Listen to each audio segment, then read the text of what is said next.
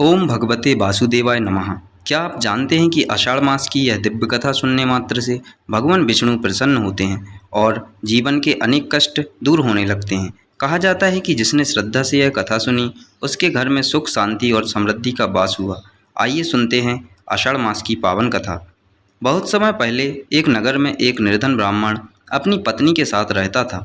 दोनों भगवान विष्णु के परम भक्त थे, लेकिन गरीबी के कारण उनका जीवन अत्यंत कठिन था।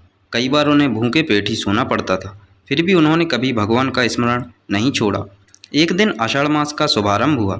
एक संत उनके द्वार पर आए और बोले, हे ब्राह्मण, यह महीना भगवान विष्णु को अत्यंत प्रिय है। यदि तुम पूरे श्रद्धा भाव से इस माह में प्रातः स्नान, भगवान विष्णु की पूजा, तुलसी को जल अर्पित करो और ओम नमो भगवते वासुदेवाय मंत्र का जाप करोगे और यथाशक्ति दान पुण्य करोगे तो भगवान स्वयं तुम्हारी रक्षा करेंगे।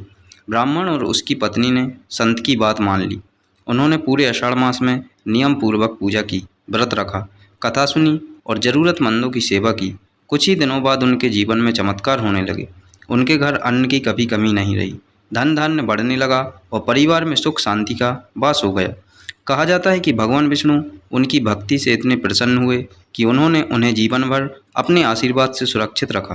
तभी से यह मान्यता है कि जो व्यक्ति आषाढ़ मास में श्रद्धा और विश्वास के साथ भगवान विष्णु की आराधना करता है, उसकी मनोकामनाएं पूर्ण होती हैं और उसके जीवन के दुख धीरे धीरे समाप्त होने लगते हैं। इस कथा से हमें शिक्षा मिलती है कि सच्ची श्रद्धा, नियम और भगवान पर अटूट विश्वास कभी व्यर्थ नहीं जाते। आषाढ़ मास केवल व्रत का समय नहीं, बल्कि आत्मशुद्धि, सेवा और भक्ति का पवित्र अवसर है। यदि आपको यह पावन कथा पसंद आई हो तो वीडियो को लाइक करें, अपने परिवार और मित्रों के साथ अवश्य साझा करें।